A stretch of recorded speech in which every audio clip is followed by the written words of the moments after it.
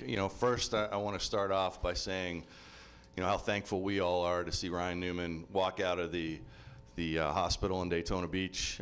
We continue to work with not only Ryan, but his family and his race team as he continues his recovery, and we'll certainly be with him every step of the way. You've heard us say this many times, that safety is our primary responsibility and priority, and that you're going to hear more of that today as well. The tool truck arrived at the vehicle 19 seconds after it came to rest. The fireman that you saw with the extinguisher was in that vehicle. One of the 3 trauma doctors assigned to the safety team for the race arrived at the car at the 33-second mark, and a paramedic entered the vehicle at the 35-second mark. For the next 3.5 minutes, 2 doctors and paramedics attended to Ryan, and at the 4:05 mark, the decision was then made to roll the car over while continuing to help aid the driver. At the 6:56 mark, the car was upright. The extrication team then began cutting the car, and a doctor continued to provide treatment. The roof was removed at the 11:10 mark, and the extrication was completed at 15:40, and the driver was then moved to the ambulance for transport. During this entire time, doctors and paramedics were attending to Ryan, except at the moment of the car rollover. Working in unison and performing their respective jobs, the first responders performed their jobs as they were trained. The training systems, the safety systems, all worked as were designed, but again, never satisfied with what took place, and we'll learn as much as possible and implement those changes, if there are any, as soon as we can. So I want to hand it over to John.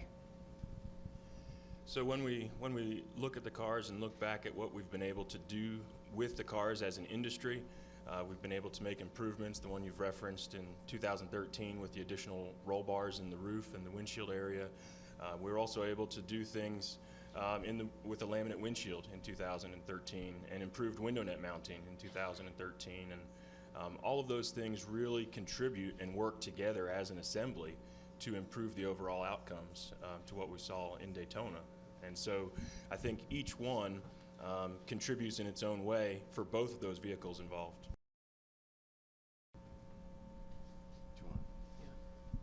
Yeah, he would have to be cleared by his medical team for all racing activities, and I know they'll have time to work through that process, and we'll be in communications with them.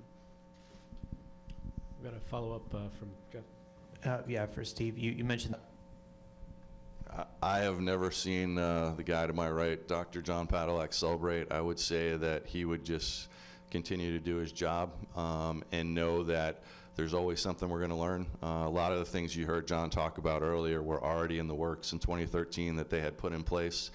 And so are we certainly happy that he walked out with his daughters? 100%. But our job is to get those races in, make them exciting for the fans, and not have those incidents. So if we can improve on that, we'll do that. I'd say, if someone had a chance to come up to the R&D Center and just see everything that goes into, not what happened in that incident, but all the training that John talked about that goes into this, everything that goes on at the R&D Center on a day-to-day basis, is put in place for a reason. And it's not to, as Jeff said, I'm not saying anything to high-five each other. It's more about, this is our job, and this is what we do, and you got the 40 drivers in the garage area who expect us to do that each and every day. So we'll continue to do that. I'm certainly proud of the folks that we have on our team, but I think you'd hear them all say that we can continue to improve, and we'll do that.